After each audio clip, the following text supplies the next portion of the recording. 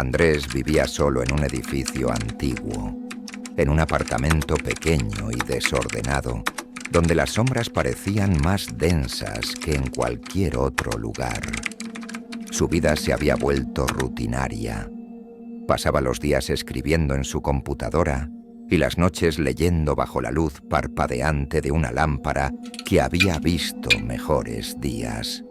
El mundo exterior no le interesaba y apenas salía de su apartamento, que se había convertido en su refugio y al mismo tiempo en su prisión. Una tarde lluviosa, mientras el repiqueteo constante de las gotas contra la ventana le daba una sensación de monotonía, recibió un mensaje de texto.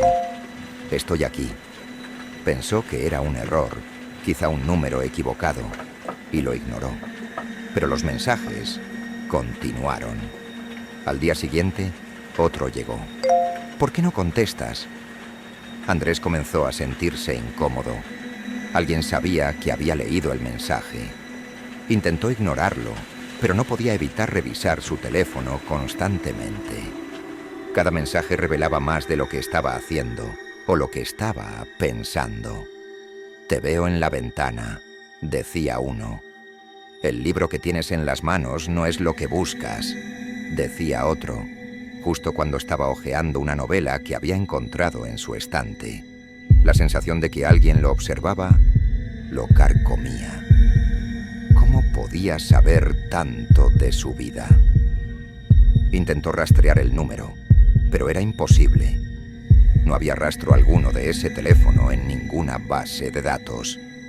La idea de que alguien pudiera estar tan cerca y, a la vez, tan oculto, empezó a llenar su mente de imágenes aterradoras.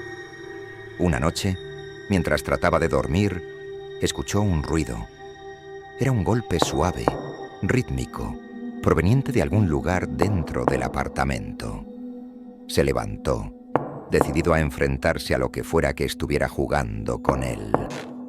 Buscó el origen del sonido y después de horas de revisar cada rincón, descubrió una pequeña puerta oculta detrás de un mueble pesado que nunca había movido. La puerta estaba cubierta de polvo y tenía una cerradura oxidada, pero no estaba cerrada. Dentro, encontró un espacio angosto entre las paredes del edificio.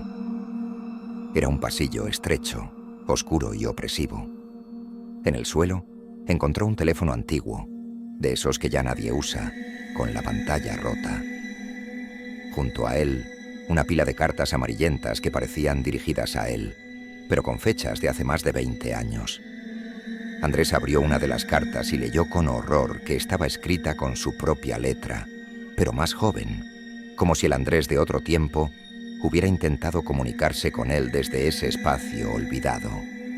Los mensajes no habían venido de fuera, sino de dentro de esas paredes, de una versión de él mismo que había quedado atrapada, olvidada por el mundo y, peor aún, por él mismo. De repente, el teléfono en el pasillo sonó. «Pronto serás uno de nosotros», decía el mensaje en la pantalla rota. Las sombras en el pasillo parecieron moverse por sí solas, rodeándolo, reclamándolo. La puerta se cerró detrás de él con un golpe seco. Afuera, la lluvia continuó cayendo, sin que nadie supiera que Andrés ya no estaba en su apartamento, sino atrapado en un lugar donde el tiempo no existía, como las sombras que lo habían consumido. Al final, Andrés nunca había estado solo en su apartamento. Desde el día en que se mudó, el edificio lo había estado observando, alimentándose de sus miedos y recuerdos. Las paredes no solo contenían los ecos de otros inquilinos desaparecidos, sino que también guardaban fragmentos de quienes alguna vez vivieron allí, atrapándolos en un limbo eterno entre el pasado y el presente. Los mensajes que recibió no eran advertencias, sino el proceso inevitable de ser consumido por el edificio.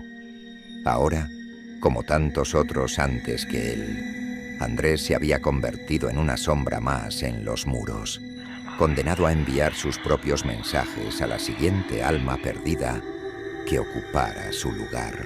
Suscríbete al canal para más historias inquietantes que te harán pensar 2 veces antes de apagar la luz. Dale like al video si te encantan los relatos de misterio y terror.